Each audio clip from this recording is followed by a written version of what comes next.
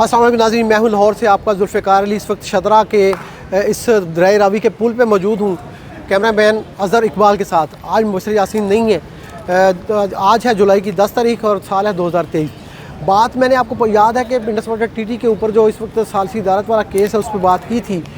तो उसमें ताज़ा तरीन सूरत हाल जब दिल्ली से मुझे इन्फॉर्मेशन मिली है कि जो 2 जजेस नामज़द करने का सालसी अदालत ने भारत को कहा है 13 जुलाई तक।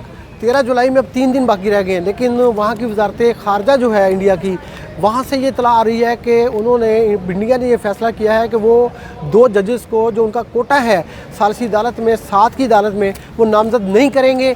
और वो अपने पहले वाले स्टैंस पे कायम है कि इंडस वाटर टीटी के तहत वो उनका ये दावा है कि Kishan Ganga hydro power project पे और रतले हाइड्रो पावर प्रोजेक्ट पे जो चनाब रिवर पे बन रहा है और किशन गंगा जो नीलम रिवर पे यानी पीछे किशन गंगा रिवर पे बना है, ये दोनों सालसी अदालत का केस नहीं है। तो वो उस स्टांस पे कायम है।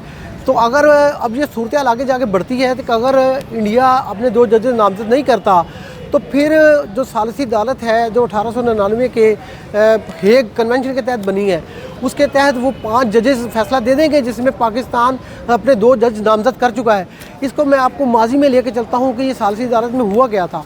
हुआ ये है कि 2014-15 में पाकिस्तान ने वहाँ पे वर्ल्ड बैंक को जो मुआहदा सिंध-ताश का गारंटर है उसको ये दरख्वास्त दी थी कि आप जो किशन गंगा और रतले पावर प्रोजेक्ट्स हैं इंडिया के, उस वक्त प्रपोज प्रोजेक्ट थे, तो उन्होंने ये कहा था कि इसके ऊपर सालसी अदालत बनाई जाए और सालसी अदालत जो है वो ये फैसला करे कि क्या भारत को ये डिज़ाइन जो उन्होंने Kishan Ganga hydro power project का बनाया है या रतले का बनाया है इसकी इजाज़त है या नहीं। तो ये मामला लटकता रहा और 2016 में वर्ल्ड बैंक ने न्यूट्रल एक्सपर्ट जो एक इंजीनियर होता है वो भी लगा दिया। वो इंडिया का मुतालबा था और पाकिस्तान के मुतालबे पे कोर्ट ऑफ आर्बिट्रेशन भी बना दी, लेकिन बाद में वो उसका जो है वो सस्पेंड कर दी गई कार्रवाई। और पिछले साल 2022 में दिसंबर में इसकी जो हेयरिंग्स हुई उसमें इंडिया ने उसका बाइकआउट कर दिया और कहा कि हम इस कोर्ट को नहीं मानते। तो अब भी वो कहते हैं हम इस कोर्ट को नहीं मानते। तो ये अगर एक तरफा फ़ैसला कोर्ट कर देती है तो एक बड़ा मुश्किल सा मरहला आ जाएगा कि भारत को ये फ़ैसला मानना ज़रूरी है, क्योंकि ये कोर्ट जो है वो फाइनल कोर्ट है। इसकी अपील भी किसी और अदालत में मुआहदा सिंध-ताश के तहत भी नहीं हो सकती।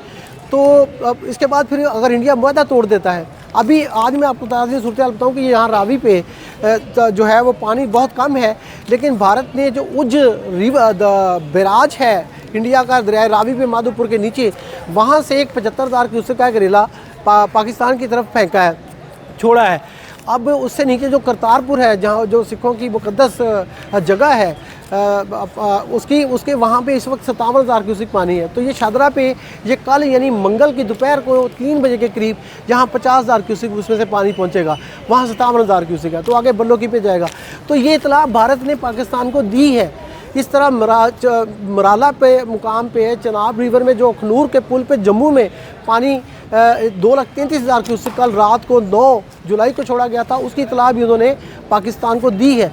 तो यानी ये एक मुआहदा था 1989 का, जैसे मैंने आपको पिछले व्लॉग में बताया था। मोहतरमा बेनज़ीर भुट्टो शहीद वज़ीर-ए-आज़म पाकिस्तान और राजीव गांधी वज़ीर-ए-आज़म भारत ने ये मुआहदा किया था कि भारत पाकिस्तान को फ्लड्स की पानी जो भारत छोड़ेगा उसकी एडवांस इन्फॉर्मेशन देगा। तो ये 2019 के बाद से जब से नरेंद्र मोदी वहाँ पे वज़ीर-ए-आज़म बाद में दूसरी टर्म में बने तो उन्होंने ये बंद कर दी इन्फॉर्मेशन देनी और उस मुआहदे की तौसीक से भी इनकार कर दिया जो हर साल हुआ करती थी।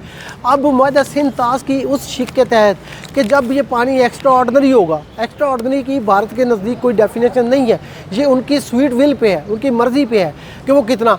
अब उन्होंने रावी के ऊपर 75,000 क्यूसेक, जब कोट नैना पे पहला एंट्री पॉइंट है रावी का पाक भारत सरहद पे 75,000 क्यूसेक एंटर हुआ तो उन्होंने बता दिया। और जब उन्होंने मराला पे पिछले ये 1,70,000 क्यूसेक हुआ पिछले साल वो बता दिया, अब ये 1.5 लाख क्यूसेक हुआ वो बता दिया। सतलुज पे आज उन्होंने फिरोजपुर बैराज से नीचे पानी छोड़ा है कसूर में गंडा सिंह वाला बॉर्डर पे, तो वहाँ पे उन्होंने 23,000 क्यूसेक पानी छोड़ा, उसका नहीं बताया। तो मर्ज़ी है उनकी, वो बताएं ना बताएं। मकसद ये है कि मुआहदा सिंध-ताश को कायम रहना चाहिए, दोनों मुल्कों के बहुत बड़े मुफाद में है। अगर ये कायम नहीं रहता तो फिर जंग लग जाएगी। पाकिस्तान और इंडिया की दोनों एटमी मुल्क है। अगर पाकिस्तान के रिवर्स का जो प्लान किया हुआ है चनाब का और ब्यास का पानी, चनाब का पानी ब्यास में डालना है और फिर झेलम का पानी जो है वो वहाँ से डाइवर्ट करके उन्होंने भारत में फिर ले जाना है, यानी दरिया के रास्ता तब्दील करके, रुख तब्दील करके पाकिस्तान का पानी एक तरह से जो अगर मदद सिंता रहता है तो ये चोरी कहलाती है। तो अगर चोरी की तो पाकिस्तान के पास कोई ऑप्शन नहीं रह जाएगी कि वो वहाँ पे एयर अटैक करके उनके उस बिराज को, उस स्ट्रक्चर को गिरा दे जो पाकिस्तान को बंजर करने का मूजब बन सकता है। ये साजिश होगी और इंडिया अगर रिटेलिएट करता है तो पाकिस्तान इंडिया की जंग लग जाएगी।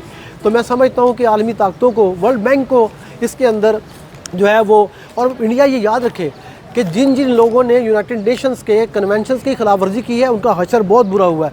इंडिया चाहे कितना भी बड़ा मुल्क हो, कितना भी वो अपने आप पे मान करता हो, लेकिन दुनिया की ताकत के सामने या सारी पाकिस्तान से हट के जो आलमी बरादरी है उसके सामने वो खड़ा नहीं हो सकता। पाकिस्तान को मजलूम बनाएंगे तो पाकिस्तान चीखेगा, और पाकिस्तान चीखेगा तो दुनिया उनके साथ खड़ी होगी, और दुनिया उनके साथ खड़ी होगी तो इंडिया का कहीं ठिकाना नहीं रहेगा। ये साजिशें बंद होनी चाहिए। ये पाकिस्तान हिंदुस्तान के तकरीबन 2.25 अरब लोगों का मसला है।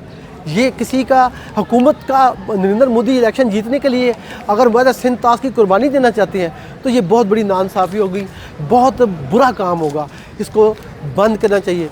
आपका बहुत शुक्रिया। इस वीडियो को शेयर कीजिए हिंदुस्तान में भी, पाकिस्तान में भी और दुनिया भर में, ताकि आलमी बरादरी इसके पीछे खड़ी हो कि ये 2 एटमी मसाइल जो हैं कहीं पानी पे लड़ ना पड़े। आपका बहुत शुक्रिया।